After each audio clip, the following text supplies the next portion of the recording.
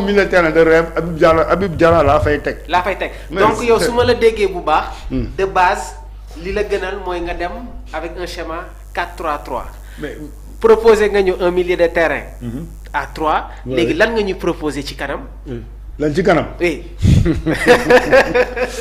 mais Sadio Mané il est indiscutable. oui.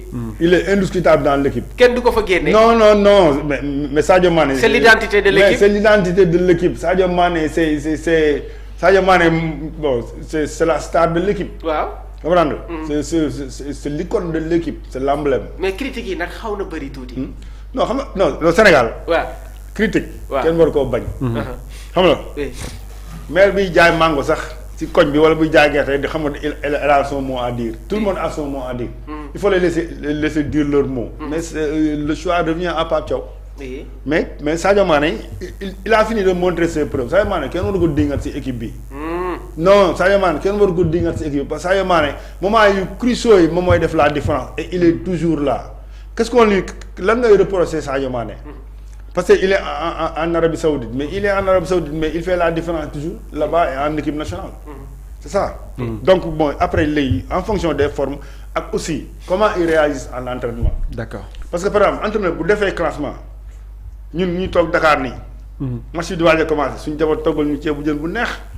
daf ñu lëwal ñu joxe classement bi nga non kii moo waroon jouer tey entraînement xamoo coach bi lan la travailler en fonction de l'adversaire renseignement yi mu am ci adversaire bi benn ak moom lan la bëgg a def encore ban joueur moo réceptif et comment ils ont réagi à l'entraînement par rapport au vouloir de l'entraîneur pour mu mën leen indi donc man je n'aime pas parler du classement de l'entraîneur. oui. su indee classement am damay xool ban réaction moo ci am loolu mooy analyse après ñu xool par rapport aux joueurs yi nan lañ comporté woo par rapport li coach bi indi loolu mooy réalisme. très bien li ci des sinon spéculation la quoi. spéculation la alors foofu tamit moom nee na Sadio Mané entre parce que c'est un schéma 4-3-3. yaa ma bëgg a piéger quoi di ma booloo. jox non nit ku nekk am nga préférence. ak coach bu nekk. waa léegi yow selon sa appréciation. Sadio ak ñan nga koy associer ci kaw. non ça dépend rek si forme du moment yi parce que bon les titulaires boo xoolee Ismaïla Sarr la woon mais Ismaïla Sarr est-ce qu'il n'est pas court physiquement comprendre nga. waaw parce que Fiacre bi déjà demain. il est opérationnel. face à Manchester City donc. cela xam nga sax yaa ngi doon wax est-ce qu'il va démarrer ou bien est-ce qu'il va jouer quelque après ñu génne ko. tout ça yëpp parce que bon pour moi dama jàpp ni il n'est pas fit à 100% pour jouer 90 minutes. loolu mooy logique quoi ak temps bi mu toog ci blessure yi. très bien comprendre nga Assane Dia aussi de même. oui comprendre nga. léegi si avant-centre yi kan moo gën a opérationnel bon sur logique rek ñu Jackson am bëriwul temps de jeu. comprendre nga bon Boulaye Dia par rapport ak Habib Diallo Boulaye Dia bon fi muy joué moo ëpp niveau Habib Diallo fi muy joué. te ñoom ñaar prototype yi bokkul si on veut une animation offensive. man je préfère Boulaye Dia parce que il fait jouer l'équipe il décroche il participe au jeu au triangle aux combinaisons. malgré baa mu eggale. waaw baa mu eggale. allez-y léegi par exemple on a Iliman Ndiaye. Iliman Ndiaye titulaire à Everton xam nga sànq nee nga Pape Thiaw il a convoqué des titulaires. oui Iliman Ndiaye titulaire à Everton et en super forme. oui et très performant. mais dafa war a jouer. oui. dafa war a jouer alors sur les attaquants aussi même s'il n'est pas trop performant wala s'il n'a pas un temps de jeu conséquent avec le Bayern Munich ses dernières sorties avec l'équipe nationale du Sénégal ont rassuré le peuple sénégalais. Tout à fait. Je veux désigner Nicolas Jackson. Oui. alors xam nga loolu sa choix la. oui kii mën na wax Chérif Ndiaye. waaw man ma ne Boulaye Dia te lu tax may wax Boulaye Dia pourtant yow sànq sax wax nga ko. oui kan mooy entraîneur am Sarri. oui Sarri c'est un entraîneur italien mais il a la philosophie espagnole du football. du entraîneur boo xam ne bii xam nga comme les entraîneurs italiens tacticiens xam nga déjouer l'adversaire. il vient imposer son style de jeu. pourquoi mu am confiance Boulaye Dia maa ngi yenn saa Boulaye Dia du dugal comme ni ñu daan dugalee daaw wala bi mu nekkoon kii beneen équipe am bi. mais parce que il fait jouer son équipe parce que Boulaye Dia c'est le prototype même de l'avant-centre français. Benzema Giroud Guivarc'h Thierry Henry xam nga dañuy décrocher di jouer xam nga Lacazette. Sylvain Victor. Boulaye Dia il a été formé comme ni ñuy formé ay ñoom Benzema moo tax man c'est mon joueur préféré parce que je veux de l'animation offensive comprendre nga. d'accord loolu la quoi. d'accord Badara fooy def. donc man damay ñëw ci yow. non ñu noppal coach tuuti. waaw. ñu noppal coach tuuti mu noppalu. muy noonu donc ba tey damay ñëwaat ci yow. ak presque li nga ñëwoon ak coach donc day ñëwaat ci les joueurs yi nga xamante ni si nii jógee nañ ci ay blessures donc est-ce que aussi tamit wax naa ko sànq coach ko affaire yi coach moom wax na ci jàpp na ni c'est rassurant et tout yow est-ce que jàpp nga ni carrément que ni amul benn risque boo xamante ni dinañ ko ci endurer donc Pape Thiaw wax na ko moom jàpp nañ sax yenn joueurs yoo xamante ni si ni duñ jouer ci premier match yi parce que mi ngi ko doon évoqué que ni mën nañ débuter yenn match ay yenn joueurs dem ba ci digg bi yenn joueurs yi ñëwaat est-ce que loolu tamit amul benn risque boo xamante ni mën a am négativement ci côté équipe bi. xam nga léegi doyen bi muy analyser. oui dafa évoquer une gestion prudente su ma nee gestion prudente mooy aujourd'hui il y avait des joueurs yi nga xamante ne ils reviennent de l'infirmerie. muy le cas de Habib Diarra. Ismaïla Sarr. Assane Diao Cheikh Tidiane Sabali. Assane Diao. ak ki nga xamante ne moom mooy Habib Diallo. léegi nag am na ñuy poser question ne ñan ñooy les réservistes.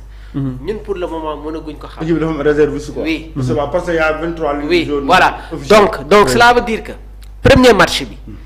selon les joueurs selon ñi nekk ci feuille de match bi dinañu xam exactement ñan ñooy les réservistes mais pour le moment nii pour ñu initier une appréciation dafay xaw a teel trop léegi nag Pape a été trop prudent parce que ñun ñëpp xam nañ ne que pour beaucoup plus de prudence Ismaïla ne doit pas débuter le premier match à la Coupe d'Afrique des Nations. Oui. Donc ce qui signifie que man selon sama propre appréciation j'ai déjà en tête li nga xamante ne moom la ñu war a proposer ci kanam parce que comme niñ ko tàmm nag di defee saa su nekk du ñu juum sur les compos probables yi nga xamante ne dañ koy joxe avant la rencontre mais man dama jàpp ne que face au Botswana avec peut-être le retour de la compétition de Ismaïla Sarr mun nañu am un trio Sadio Nicolas ak ki nga xamante ne moom mooy Iliman Ndiaye léegi nag le match de Crystal Palace non yow waxoon trio de Quator nga wax. non si. Iliman waaw Iliman laa wax Iliman wax nga Sadio wax nga Nicolas. wax nga Ismaïla Sarr. non Ismaïla j'ai dit pour le premier match. Oui. Okay, peut-être qu'il ne va pas être titulaire dès l'entame de la compétition. léegi nag ça dépend. sur la décision de Olivier Glasner demain. ok parce que ñoom le staff médical. ñoom ñoo am la dernière appréciation concernant. entre parenthèses justement entre parenthèses loolu laa bëggoon naa ko wax xanaa xamoo docteur day classé. docteur day classé yow mën nga xalaat ni par exemple ñii ñooy démarré nga jékki-jékki ñëw gis kenn ne mais kii lan moo tax muy démarré. oui ndaxte docteur moo ko classé. parce que si concurrent bi moo si gën a fit. oui gën a fit mun na am benn jeune boo xam bi entraînement la ko contracté. xam nga mun na am bi muy ñëw ak dernier match bi yëpp mun na am. parce que xam nga ñun ñu ngi spéculer di wax. ku nekk sa bon vouloir ak ñi nga xalaatee. ngay waxee. mais état de santé joueurs yi. loolu aussi day déterminer ci classement. dafay déterminer loolu moo tax pour beaucoup plus de prudence Pape Thiaw li mu wax sax foofu leer na. nee na am na ay joueurs yi nga xamante ne su ñu ñëwee. il va y avoir une concertation avec le staff médical de l'équipe. Tout à fait. Mais tous les joueurs jamono ji sont à la disposition du coach. Tout à fait. Si Olivier Glasner nous confirme que Ismaïla Sarr est opérationnel pour le match de demain, cela veut dire que les spéculations blessures yi nga xamante ne ñi ngi ko doon évoqué à son encontre dañ na. léegi nag demain selon le match parce que tamit joueur bu jógee ci blessure da ngay jël en considération que mun na am rechute. Okay. Et dans ce genre de match-là, surtout face à Manchester City, où il y a de l'impact, le joueur mun nga ko réserver ba dans la deuxième partie. Okay. Il faut faire attention parce que Ismaïla bi mu blessé woon gis nañ ko dès son retour dafa départ contre Liverpool et dans ce match-là il avait marqué un but. Mais ça dépend aussi de l'état de la blessure. Foofu laay jaar projeté wu tuuti sur Habib Diarra, un joueur qui subit une opération. jaar dans une phase de rééducation parce que avant ngay reprendre entraînement collectif bi da ngay def un peu un entraînement individuel avec le staff médical avec les préparateurs ñu xool exactement nan la état blessure bi di demee mais moom tamit jàpp naa ne que face à Newcastle son entraîneur le Brice du ko lancer très tôt dans la compétition et d'après les dernières informations sax pour beaucoup plus de prudence coach bi daf koy dispenser ci derby bi nga xamante ne war na am face aux Magpies. Donc cela veut dire oui. Okay. Bon pour beaucoup plus de prudence parce que moom li mu mujjee wax mooy li gën sax mooy Habib ñu bàyyi ko. mu dem rejoindre à la disposition de la sélection sénégalaise tanière bi. Mais Pape a fait des rectifications dafa wax lu am solo trop. nee na on a un staff médical ñi nekk ci biir c'est des professionnels. bien sûr. te xam nañu exactement yan méthode yan procédure moom la ñuy déclencher envers le joueur xam nga sànq maa ngi lay wax. on a un excellent préparateur physique.